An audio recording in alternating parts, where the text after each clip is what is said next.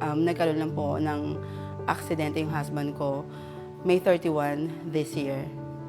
So, after that, doon na po nag-start yung ngayon na simple friendship namin ni Vice. So, it was May 31 this year.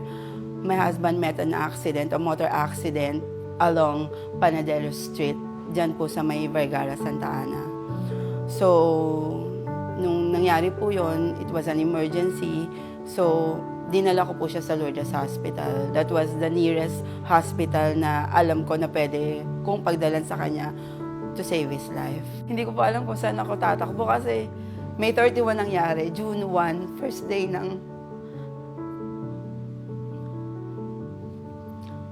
ng klase ng mga bata. So, I have two in college, di ba? Two in elementary. So, lahat yun, kung may naipon man kami sa pagtatrabaho ng naming mag-asawa, syempre wala lahat dahil nilaan sa pag-aaral ng mga bata.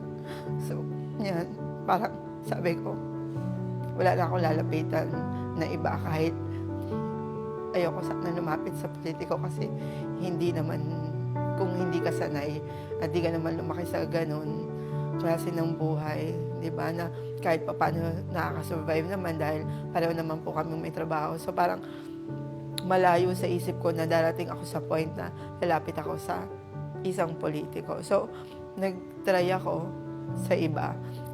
Pero yun, walang nag-entertain sa akin kasi naka-confine daw kami out of San Juan and it's a private hospital. So ang budget daw po ay hindi po sakop ng mga nasa munisipyo kasi nasa Lourdes Hospital kami and yun nga po, private siya.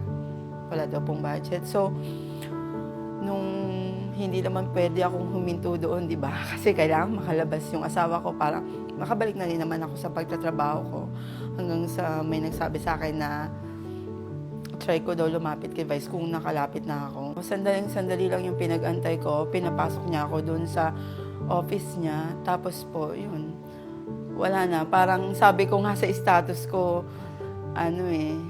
God send me an angel.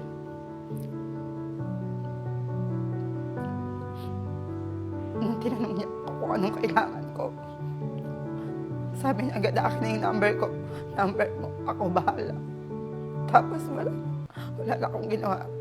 He even assisted me to go to PCSO para makahingi pa ng assistant na tulong. As in talagang sinamahan niya ako sa office ng PCSO for assistant. Para mapabilis kasi habang tumatagal kami, dagdag yung bill namin sa hospital. So pagkatapos doon, hindi pa rin kaya shoulder lahat ng PCSO since private nga po kami. So nag-try pa rin si Vice kung sabi niya, sige Vanji, I'll text you and sabi niya, tatawagan kita from time to time, aayusin ko. Yun, nung nag-meet po kami ulit, tinapos na po niya. Pinauwi na niya yung asawa ko. Siya na po gumawa. Goosebumps, ma'am. Talagang as in, ewan ko, hindi ko alam kung anong mararamdaman ko. Kasi syempre, nag-try na rin naman ako, di ba, sa kakilala, sa lahat. Pero, syempre, sila may kapasidad lang kung hanggang ang tao ganun di ba? Kahit pwede pang magbigay sa'yo, pero lilimitahan ka. Di ba? Kumbaga, ito lang ang itutulong ko, hindi na ako mag-i-exceed kahit may kakayanan pa.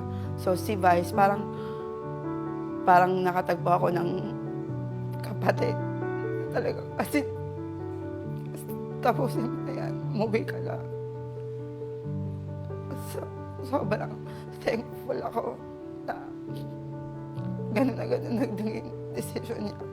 Siguro dahil nakita din naman niya na sincere ako. Nakita din niya yung sitwasyon ko na talagang parang nowhere to go, di ba? Na parang bago ka pa mag-isip ng hindi maganda, di ba? Kumbaga, ako na ang sasalo para sa'yo. Kahit nakalabas na po si husband, yun, kinakamusta ko siya. Tapos, yun, lagi naman siya nagre-reply, one of these days, I'll visit you, or if you have time, come to my office. Hanggang, yun naman po, napupunta naman po ako sa office niya. Binibisita ko din po siya. Tapos, constant textmate kami, no? Lagi po siyang nagte-text sa akin.